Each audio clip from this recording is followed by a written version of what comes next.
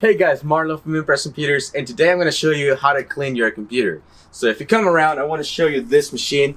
It has been stocked and it has never been cleaned. It's got a lot of dust, but the front panel, it's just covered in dust. So we're going to have to blow this, then we're going to have to take it apart and clean it all out with water and all that stuff. So I'm going to show you how to do this. You need a big blow off, or if you come in, we can do this for $20. So let's have a look at this.